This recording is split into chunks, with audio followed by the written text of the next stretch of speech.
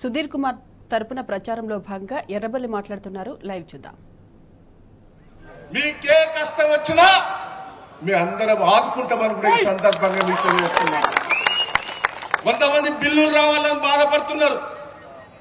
సర్పంచ్లు గాని ఎంపీటీసీలు గాని నేను హామీ ఇస్తున్న ఎన్నికల తర్వాత కలెక్టర్ల దగ్గర కూర్చొని చీఫ్ సెక్రటరీ దగ్గర కూర్చొని న్యాయమైన బిల్లులను ఇప్పించే బాధ్యత నాదని ఈ సందర్భంగా మీకు తెలియజేస్తున్నాను.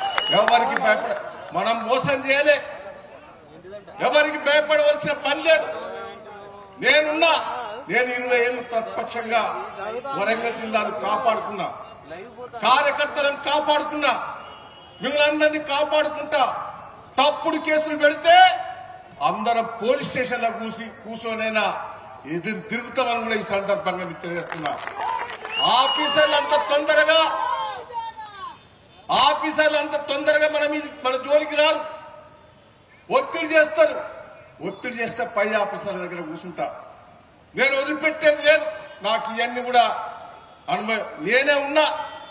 నన్ను రావాలని ఎంత ఒత్తిడి చేసిందో తెలుసు మీకు. టెలిఫోన్ టాపరింగ్ అన్నారు, ల్యాండ్ కేసు అన్నారు, ఏడ దొరకలేదు దయన్న మీద తప్పుడు. అన్ని కూడా నేను భయపడదలుచుకోలేదు. ఈ కష్టకాలంలో మీరున్న వాళ్ళని కాపాడుకునే బాధ్యత మాది. నేను ఛాలెంజ్ చేసి చెప్తున్నా. వరంగల్ సీట్లు నాకు మొదలు డౌట్ ఉండే. కేసీఆర్ గారు నువ్వు గెలిచే సీట్లలో ఉంటే నేను నమ్మలే చెప్తే. కాంగ్రెస్ పార్టీ వాళ్ళు సర్వే చేసిన దాంట్లో ఓ మేనేజర్ ఫోన్ చేసిండు, దయన్నా నువ్వు వరంగల్ గెలుస్తానని. ఎట్ట గెలుతుందయా? 6 కాంగ్రెస్ ఎమ్మెల్యేలు ఉన్నారు. ఒక ఆయన మొన్న పోయిన ఆయన ఉన్నాడు. లేదు దయన్నా, ఎందుకో కష వచ్చింది. కడియం శ్రీహరి మీద, రమేష్ మీద కష వచ్చింది. ఆ కష మీకు లాభం జరుగుతుంది.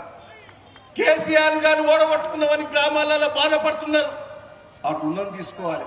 అరే మరి 7 ఎమ్మెల్యేలు వాళ్ళే కదా అన్న. భువనగిరిలో గెలవలేదా? టీఆర్ఎస్ ఎమ్మెల్యేలు గెలిస్తే కాంగ్రెస్ ఎంపీ కాలేదా? కరీంనగర్ లో టీఆర్ఎస్ ఎమ్మెల్యేలు ఉంటే బీజేపీ ఎంపీ అయింది. రేపు మీకు అదే రిజల్ట్ రాబోతుందని ఆ సర్వే రిపోర్ట్ అని చెప్తాను. నేను నమ్మలే. నా సొంతంగా సర్వే చేయించాను. నిన్న నేను వినయ్కి చూపెట్టాను, సుధీర్ గారు చూపెట్టాను. మనం 50,000 దాటుతుందని కూడా ఈ సందర్భంగా కాశీ కొద్ది పని చేయండి. ఇంకా దిగనే మనం రంగంలో దిగకముందే 50,000 వస్తాను. ప్రజలు బయటపడతారు. దయచేసి నేను మిమ్మల్ని అందరినీ రిక్వెస్ట్ చేస్తున్నా. పోలీసు వాళ్ళు బెదిరిస్తాడు. వాళ్ళ పాపం వాళ్ళు మంచోలే కానీ పైనుంచి వాళ్ళకి ఇబ్బంది లేదు. వాళ్ళ పాపం మనం అంటే అభిమానమే కానీ బయట నుంచే కాంగ్రెస్ వాళ్ళు పోరు చేస్తారు. నేను ఒకటే మిమ్మల్ని అందరినీ రిక్వెస్ట్ చేస్తున్నా. నేను రేవంత్ రెడ్డి గారికి ఛాలెంజ్ చేస్తున్నా, కడియం శ్రేణి గారికి కూడా ఛాలెంజ్ చేస్తున్నా. సిగ్గున్నదా కడియం శ్రీహరికి ఏమనున్నదా? రాజకీయ జీవితం ఇచ్చింది నేను ఎంతమందిని ఎమ్మెల్యేలు చేసినా, ఎంతమంది మంత్రులు చేసినా, ఎంతమంది ఎంపీలు చేసినా ఒక్కరు నన్ను తిట్టారు. ఈ దళారి ఎత్త మాట్లాడుతుంది. నేను ఒక్కసారి ఓడిపోయిన మెదడు ఖరాబ్ అయింది.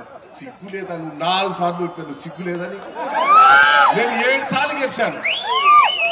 7 సార్లు కంటిన్యూ గెలిచాను. నువ్వు 4 సార్లు ఓడిపోయాను.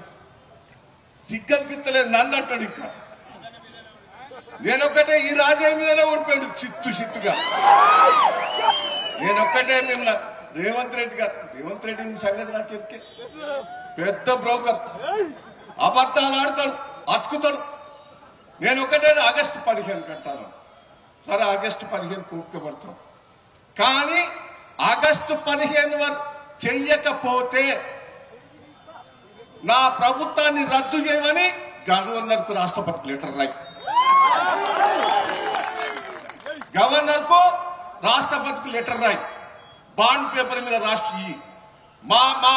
నేను ఆగస్టు 15 వరకు 420 హామీలు చెయ్యకపోతే కింటాకు 500, మహిళలకు 2,500, అదే తిరిగా 2 లక్షల రుణమాఫీ, నిరుద్యోగ వృత్తి, ఇవన్నీ కూడా 420 హామీలన్నీ ఒక బాండ్ పేరు మీద రాత్రి అందం కదా. రాసి గవర్నర్కి పెట్టాలి, రాష్ట్రపతికి పెట్టు.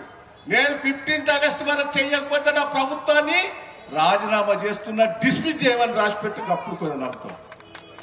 నువ్వు బ్రోకర్, ఎన్ని బాబత్తాలు ఆడతావు, ఎంత కథలు చెప్తావు.